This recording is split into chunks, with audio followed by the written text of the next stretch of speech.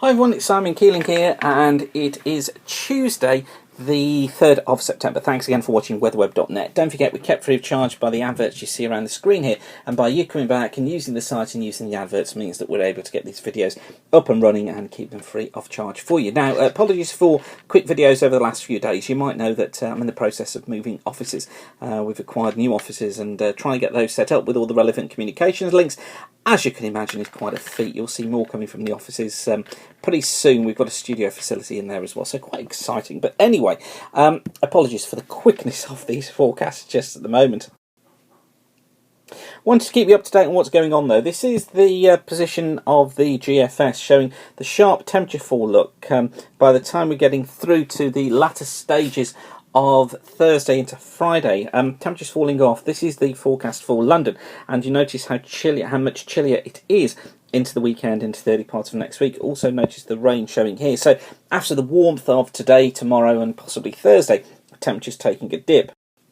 Similar story in Aberdeen. Temperatures not falling off quite so far, but certainly the fall off and also signs of rainfall there too. And a similar story for Manchester. Look, there's the temperature dip that you can see, and it takes us into a much cooler week next week. So I think we can focus on temperatures taking a dip into next week and becoming more mixed as a result. Now, the NOAA is running just slightly positive at the moment. You can see it in here, look, so just running slightly positive. That means that the flow across the Atlantic is forecast by the model here to be around what it should be for this time of year. And the Arctic Oscillation as well running near neutral values, meaning that it's pretty close to where it should be.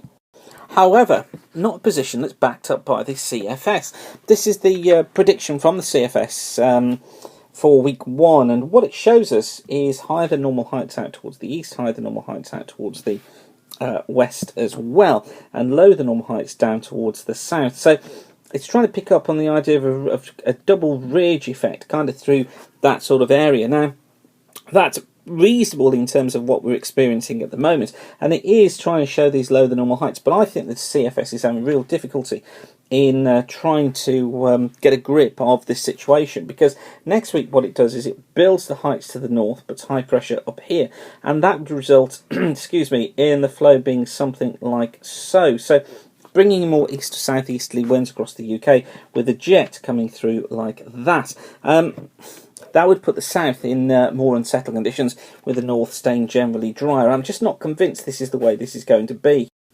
CFS heading into week 3 as well just keeps the high in there. It's been so dominant with the idea of the height staying above normal. Puts the ridge here, puts the trough in the Atlantic, builds the ridge across the UK again here, and puts us into fairer conditions during week 3. And into week 4, look, it keeps the idea of the high pressure in there. So I'm just not sure at the moment how useful the CFS is. What it would do was bring more unsettled conditions to southern parts of the country and put the high further to the north, which blocks out the pattern, admittedly, which is where this looked as if it was going to go, but it looks like the high is just too dominant at the moment.